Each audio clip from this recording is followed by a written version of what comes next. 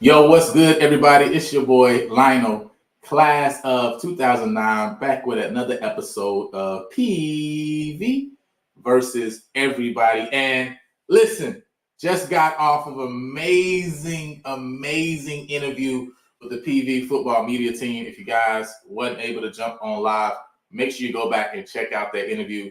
I mean, great insight, just getting that background stories, talking about some of the best highlights and clips from this past season, talking about how this football media team has been built up. And for those who are interested, look, we need to support what is going on at PV because, again, right, like this is the marketing arm of building this program to where we want it to be to, right? You know what I'm saying? A lot of these kids, a lot of these students that may be looking to get over here to PVMU, right? They're going to be looking and saying, man, what that media look like? You know what I'm saying? And so having a marketing arm, right, to put our story out is super important.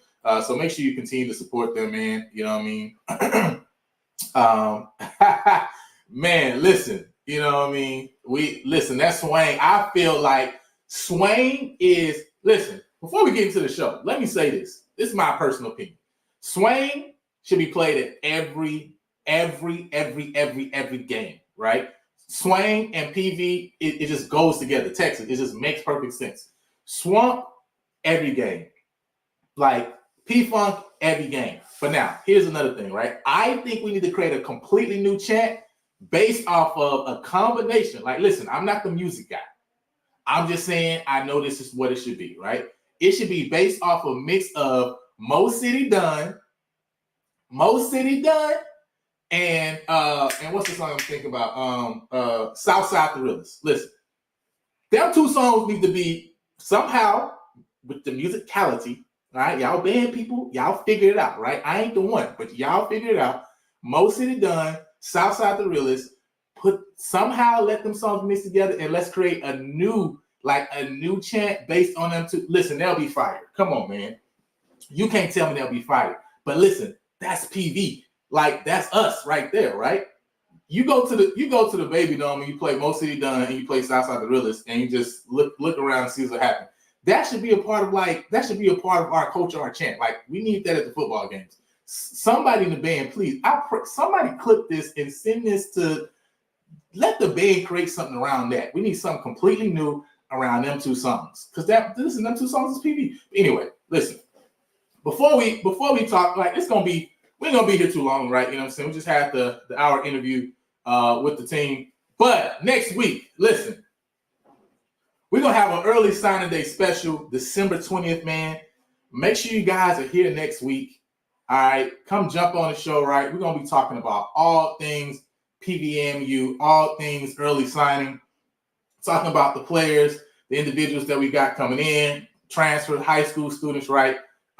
So make sure you're on the show next week, man. I know you guys are going to be truly enjoy this show and this opportunity to talk about PV football. You know what I'm saying? So make sure y'all come in and get on. So today, man, we're gonna have a quick review, right? Men's and women's basketball, and also just talk a little bit about, recruiting. You know what I'm saying, before next week, right? So we're a week away from early signing day. Early signing day is December 20th through December 22nd, right? Again, December 20th through December 22nd or December 20th, right? We're gonna have our early signing day show.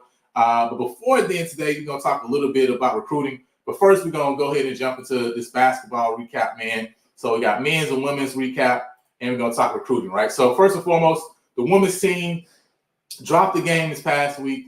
So they go to 3-4 on the year, right? Of course, no conference games yet. Big loss to TCU, 85-41. This game, kind of looking at the stats, right? Desiree Lewis was the only member of the team that was able to, get into double figures. 10.7 rebounds, 3 steals for her. Now, one thing to keep in mind was Jessica Saunders and Ryan Payne, right, the transfer from LSU. Neither one of them played in this game. And, Payne has obviously been the premier scorer on the team this year, right? And so, they were missing her a lot, right? And this team continues to shoot poorly from 3. The women's team, the main issue that they're having is not being able to knock down outside jump shots, not being able to knock down the 3, right? And that they continue to go through, lows throughout the game, right? As far as being able to get the ball in the basket. Now, obviously, they're playing some tough competition, right? You know what I'm saying, right now. I mean, TCU, great team. Obviously, 5 players in double figures this game. You see 4 of them up here right now. Victoria Flores at 19. Had Agnes Emma Nopo with 16, Aaliyah Robertson 14, and Madison Connor with 14. But listen, at the end of the day, if you go through so many lows throughout the game where you can't put the ball in the basket, it's going to be detrimental to you. But only a couple games left for the women's team before they get into conference play. And they definitely I feel like have 2 games that are going to be, games that one game that they definitely can challenge, right? And definitely can, go in with the mindset that, hey, we can get a win in this game. And then another game that they definitely should be able to, to get a win in. And so, listen, they have an opportunity to go into conference play on the winning side of things. But right now, with a 3-4 record, with an outside win against McNeese State, right, which was a big win for them, right? Played well in the early parts of some other games they've had this year against a Cardinal Word, for example. But again, the issue that I keep seeing coming up is that we're gonna have to figure out a way to get some consistent outside shooting, right? That consistent outside shooting is really what's killing us, right now so far. Got Rice and Texas A&M coming up. Texas A&M, it's gonna be a tough matchup, right? But again, right, if we can put together a game plan, right, and keep Texas A&M off the boards, right, not get beat up on the boards.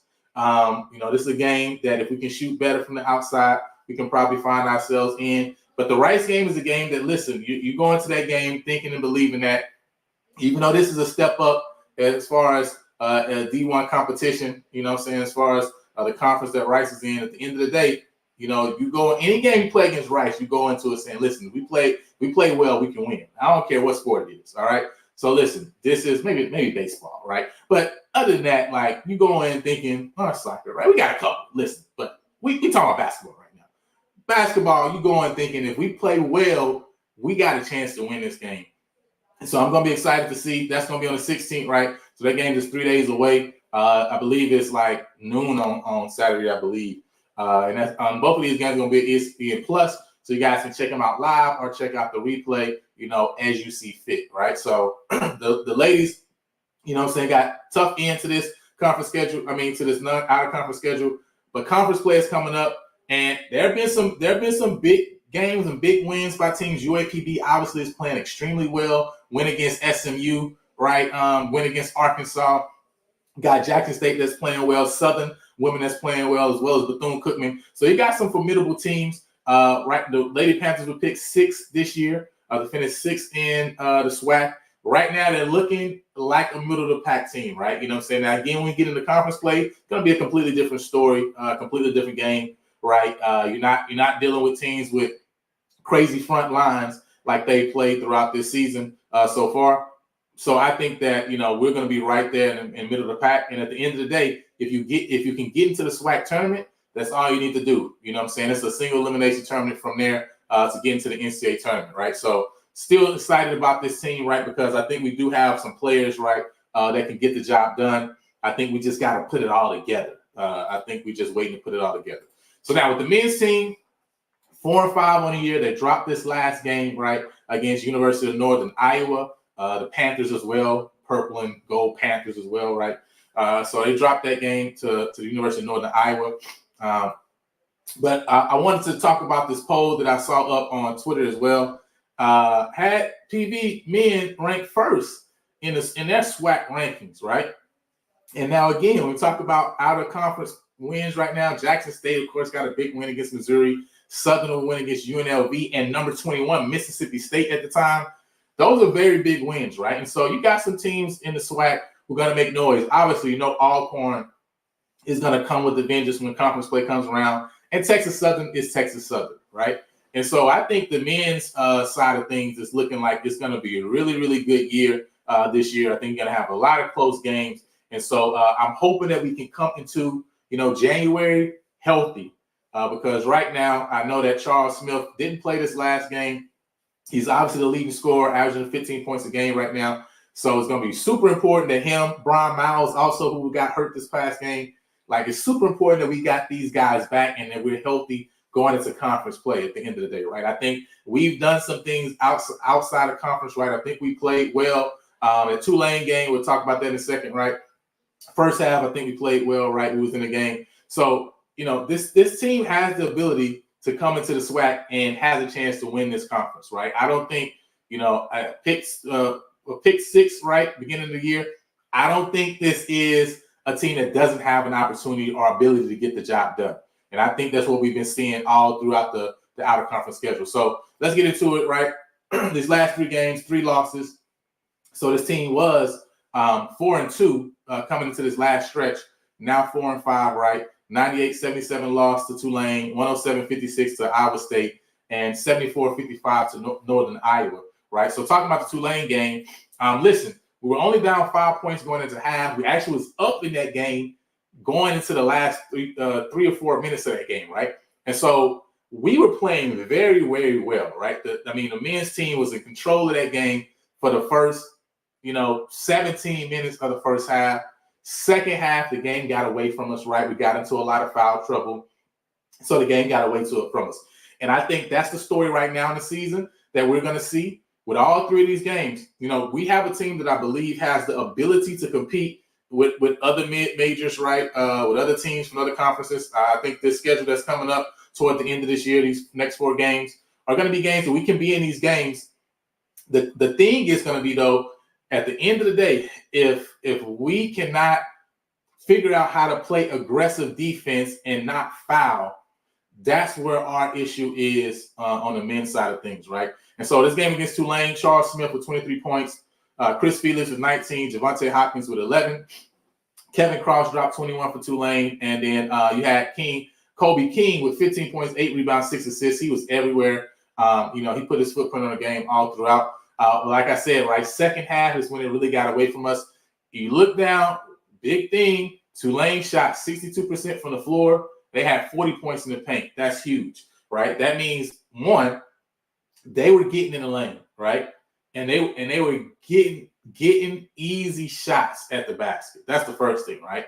Because they shot amazing percentage and they had 40 points in the paint. And the other thing is, and we're going to see this in the next other 2 games we talk about too, right? 48-21 free throw attempt advantage. That's crazy.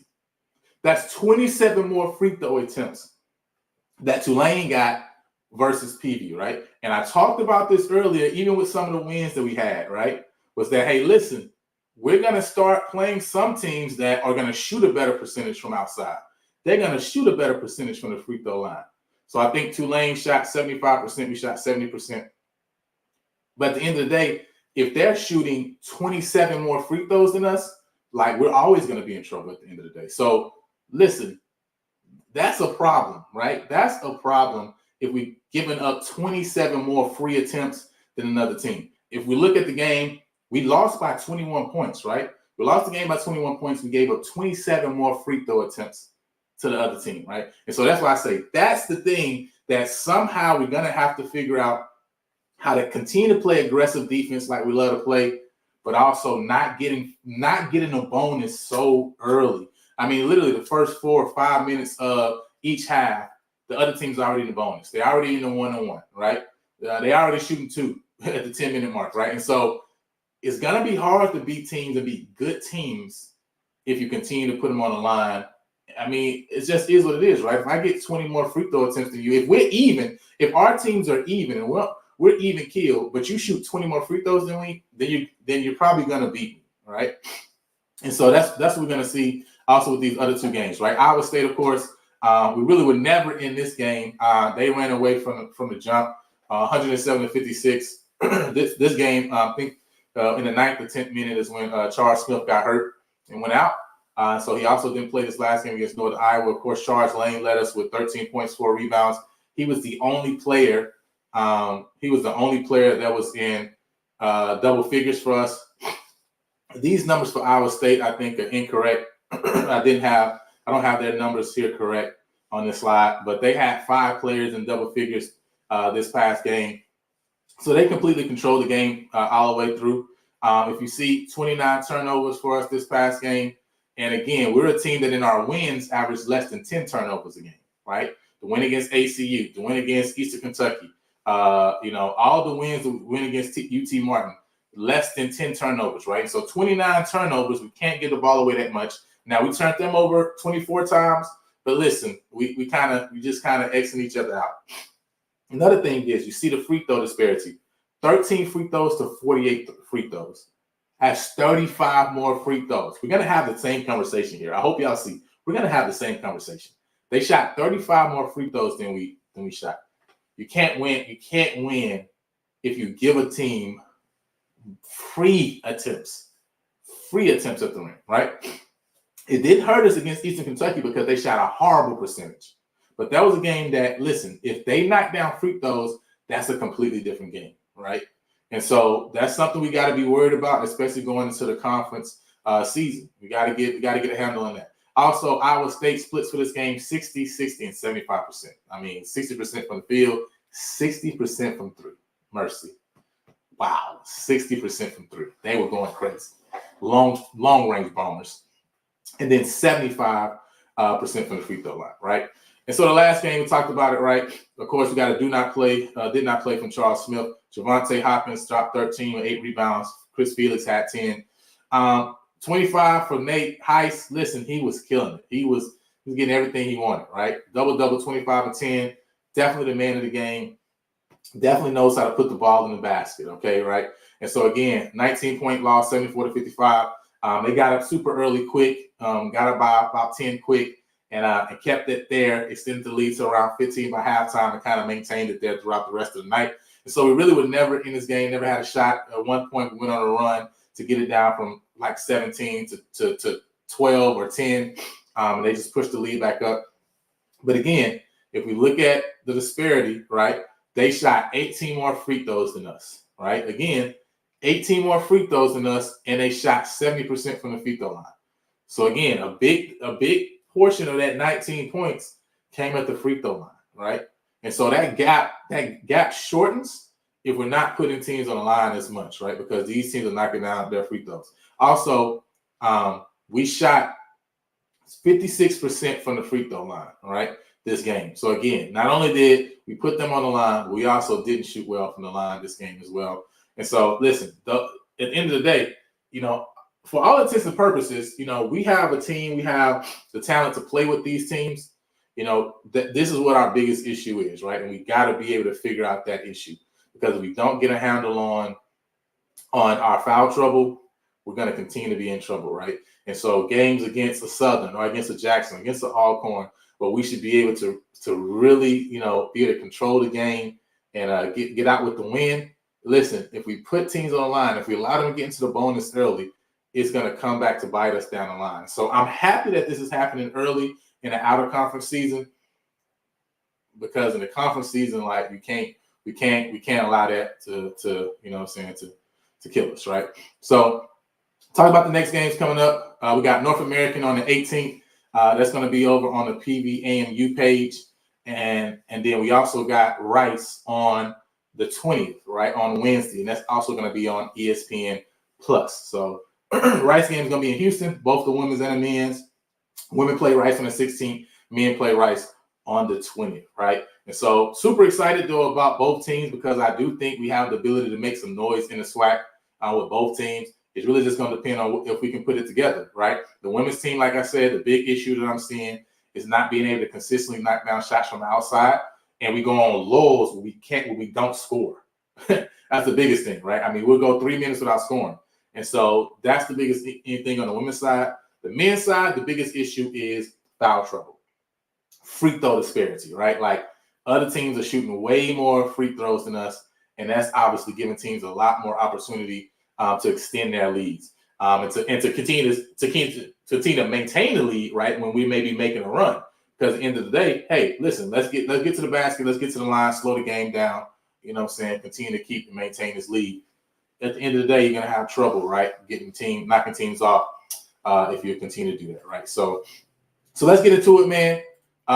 Let's talk about this recruiting real quick, right? And like I said, for those who don't know, next Wednesday, we talked about it before. Make sure you're on the show. We're talking about all things early signing day, right? You know what I'm saying? We're going to be reviewing some of the players that we've signed, those individuals that are coming in that have committed to PV Nation.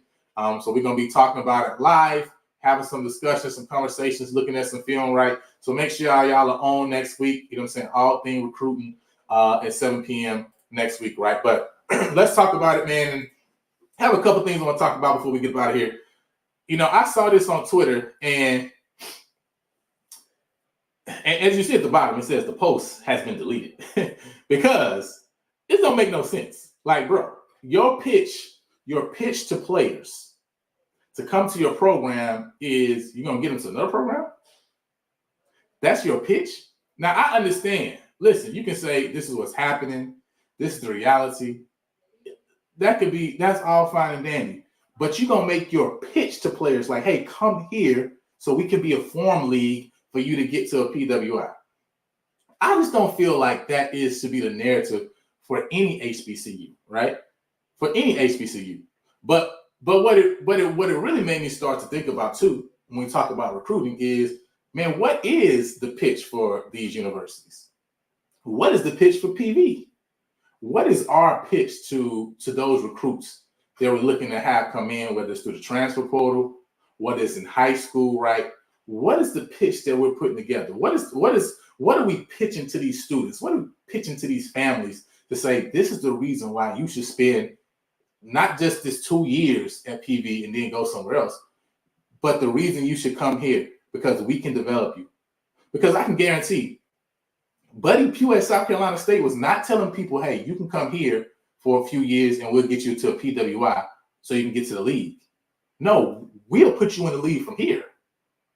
You'll get developed here. So you don't have to go to the PWI to do that. And so, first of all, I hope HBCUs don't make this their pitch. But the bigger question is, and I'm sad that I don't have an answer to it. This makes me wonder, what is our pitch? What is PV's pitch to transfers? What is PV's pitch to high school students? What is PV's pitch to coaches, to parents, right? What is our pitch? If we don't know what our pitch is, if we don't have a pitch, we already in trouble. And listen, early signing day is gonna be trouble for us if we ain't got no pitch and we don't know what our pitch is. Like, what are we selling? Like we talked about, we had the interview with the media team earlier. Listen, you gotta market yourself, you gotta market your program.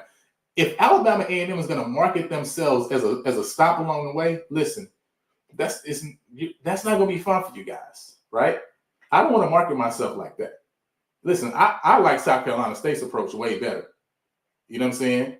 Like, at the end of the day, how you going to market yourself to the community, to the students, to the players, so that they'll say, listen, I'm going to come to PV because we got the facilities.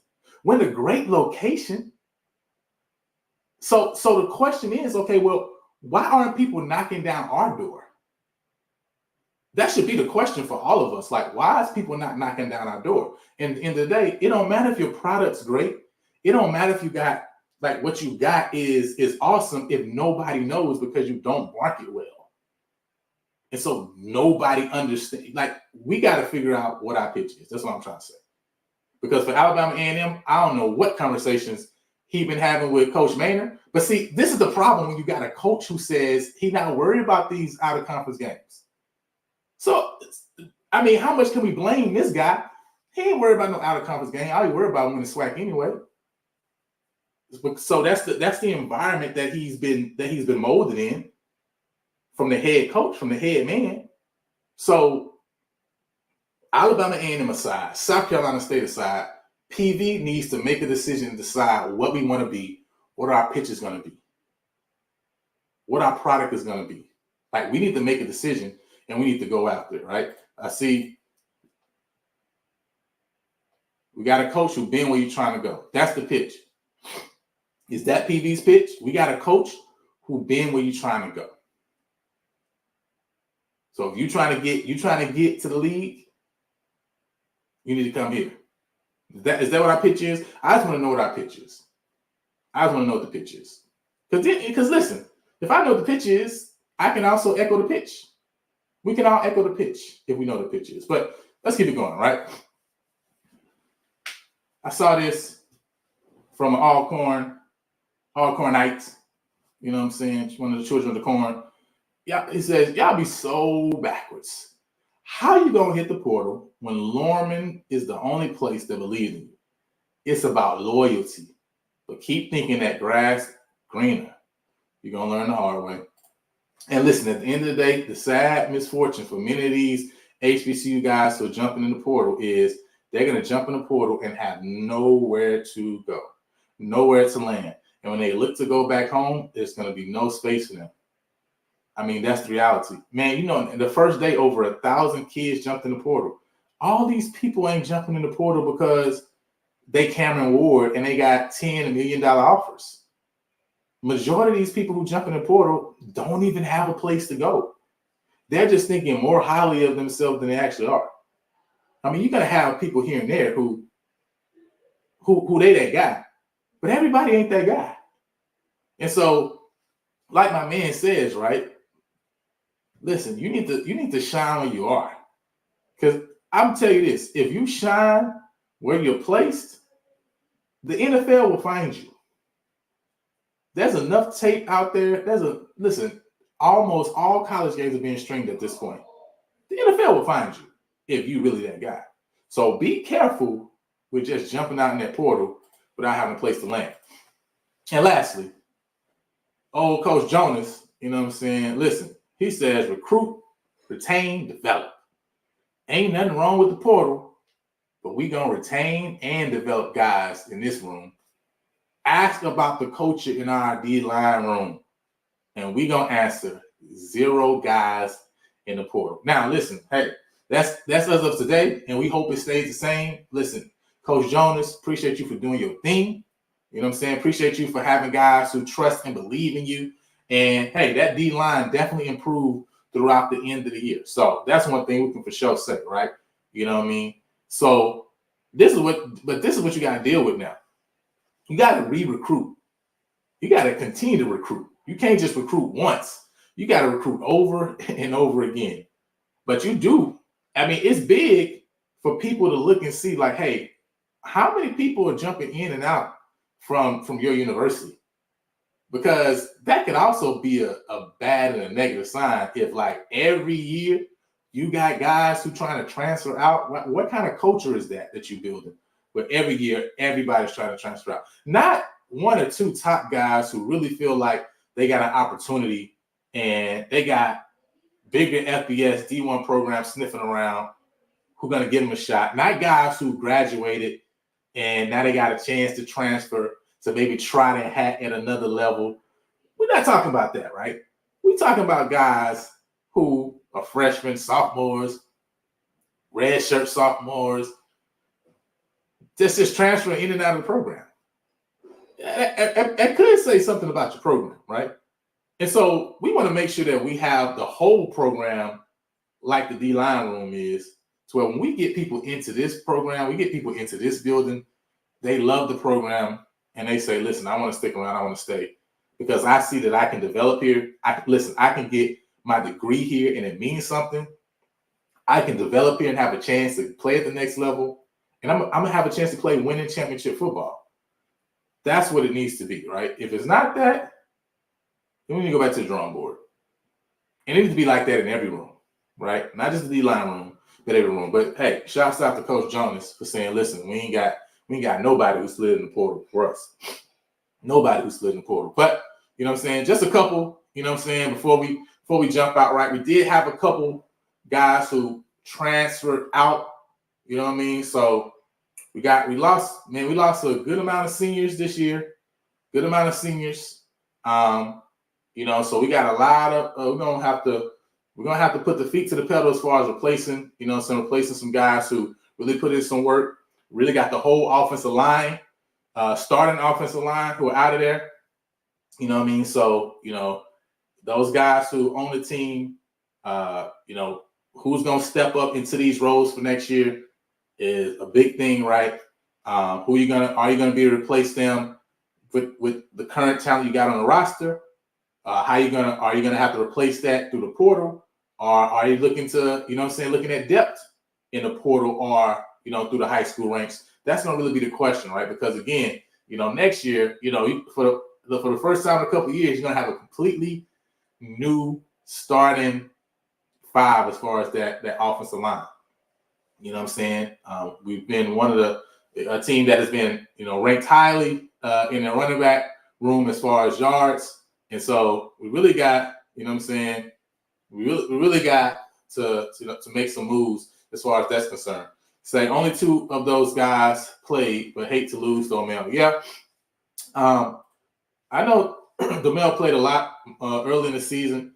And I think, man, that guy was I think that was a real talented guy that I really wish we'd have used differently. And I mean, just the whole tight end room, I feel like we should use it differently. I saw a graphic put up by whoever that P9 guy is, right? But he showed how 4 years ago, 48 receptions by tight ends. Then it dropped down to like, I want to say like 33. Then it dropped down to like 12 until 11, right? And so the tight ends is how we're using them.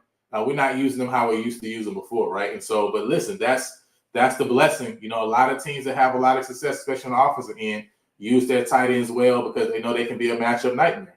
And so I think Domel was definitely one of those guys who had that ability, and I wish we would have used him more.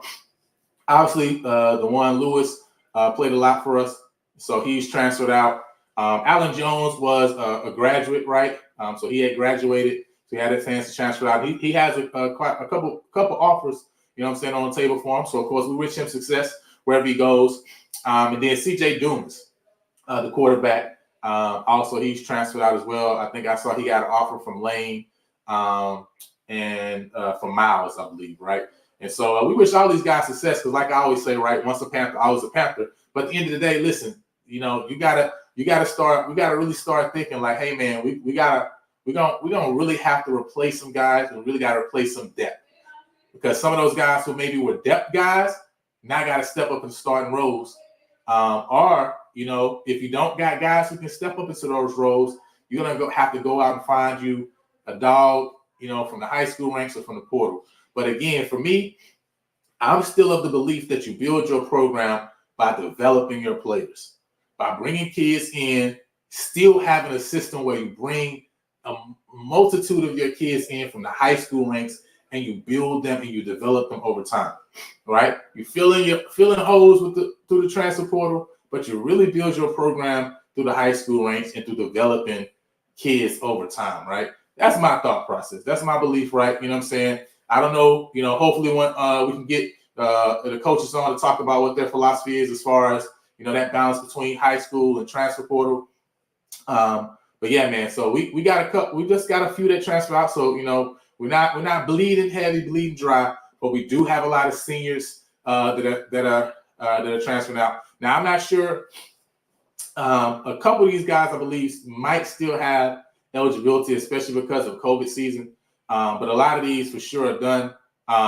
Caleb Johnson, Ahmad Antoine, Trezon, Brian Jenkins, Arrington Taylor, Kobe Lewis, Chance Jones, Eric Dunn, Bloomfield, and Marcus Whitaker. I'm not sure about Simmons and Metcalf of if their eligibility is completely done. I know they were seniors this past year, though, right?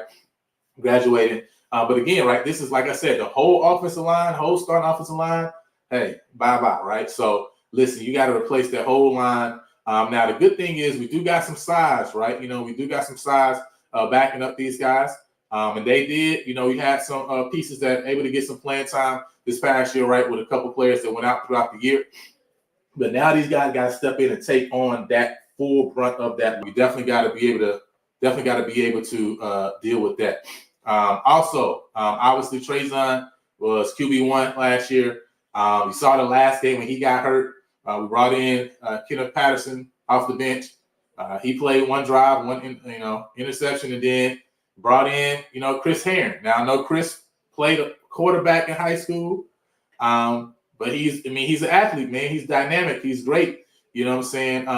Getting the ball to him and letting him go to work. We're going to really have to address the quarterback position this year. That's a vital position, especially, in any conference, any team, but in a SWAC, if you got a quarterback, you got a chance to win, right? And so we really got to address the quarterback position.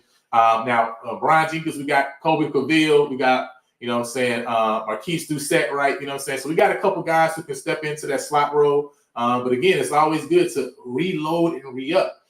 Some of these positions we're definitely going to have to step up, right? That linebacker crew, a lot of those edge rushers, linebackers, they're gone. They're out of there, right? Miles McCaney, Kendon Jones, Keyshawn Johnson, Travion Green, right? Those guys are out of there, right? Obviously, we talked about Seatbelt.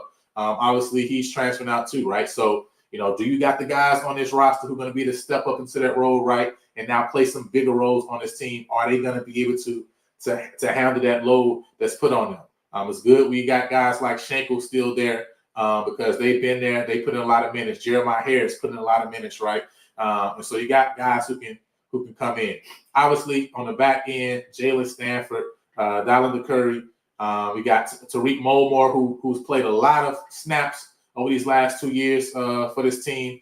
And then Stacey Brown, who unfortunately, man, got injured and got hurt. So wasn't able to play a lot, wasn't able to show that talent that he had, right, coming out of Missouri.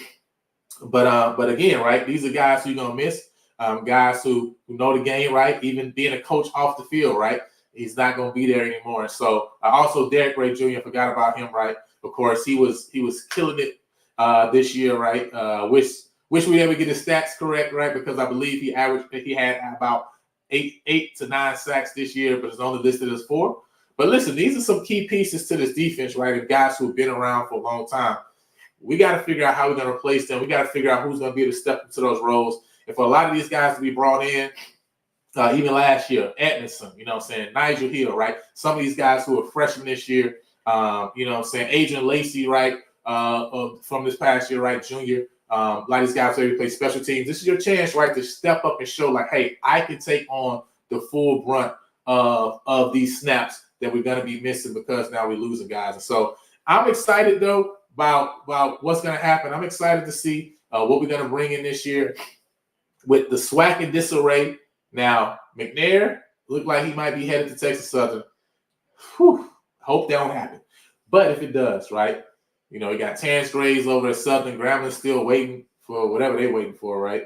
So this is an opportunity right now for us to take over the control of the SWAC West and grab it by the horns, but we can't do that without having successful recruiting classes. Like a college program is going to be built and based on how solid your recruiting class is year in and year out.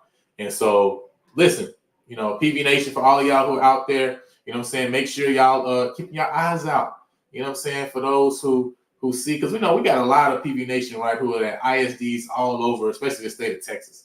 Make sure you putting a word in the ear of those, right, to try PV, right? To take an official or unofficial visit, because we already know what the campus is. And if we get some folks on campus, I think we'll be able to grab them and they'll be able to come and say, you know what, I'm gonna take my talents to PV. So we got a lot, man, that we gotta figure out. Make sure that y'all jumped on next week, man, so we can talk about these signings that we got coming in. We got a couple guys I know already that have committed. I'm hopeful that this week you're gonna see a few more, to say like, hey, I'm committing to the Hill. But we just have to wait and see, right? But next week, right, we're gonna have a full show where we talk about all things early signing day. And so make sure you're on and make sure you check that out. I see Boom is saying high school level is where you have to do it in football, unlike what happens in basketball. Guys, in reference to transfer portal, yeah. And that's what I say, right? We need to really continue to build through the high school level, and we got to continue to build connections with the high schools around, right? Because at the end of the day, you got to be able to get into the schools, to get into the ears of the coaches, to really showcase your program. And it goes back to, again, like we talked about earlier, what's the pitch for PV? What is our pitch that we're putting in front of these students, that we put in front of these parents to let them know, like, hey, this is the university that you want to send your kid to, not just to play football, for the academics, for the whole 9 yards, right? For the whole 9 yards. So anyway, man, I appreciate y'all for coming to jump on. Again, like I said, wasn't going to be on long today because we just had the hour interview with the media team. Make sure you guys check that out. If you guys haven't seen it, it was an awesome interview, man. They gave some awesome information about how everything got started. And listen, this is something we got to continue to support because, again, right, they're the ones who are putting us in front of the nation, right? Putting our team in front of the nation. And so I think they have some great ideas of what they want to do. And I think we as alumni can support them, tremendously by not just sharing, not just watching us and liking, right, but also coming close to them and figuring out a plan of how we can even build, what they've started. So listen, make sure you like and subscribe to the channel. We're trying to do some big things through the channel, man. We want to continue to uplift PV Nation in all of its aspects, right? And so I'm super excited by what we got going and what we've been doing so far.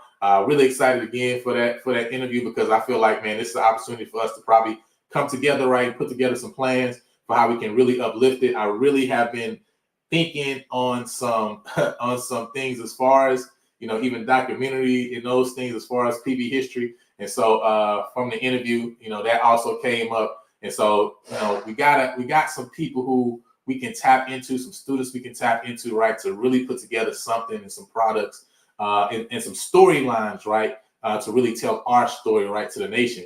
And so I think we gotta strike while the iron's hot. So y'all keep that in y'all mind, man. If y'all got any ideas, make sure y'all reach out to me as well, and let's tap in, man. So anyway, until next time, man, I'll see y'all later.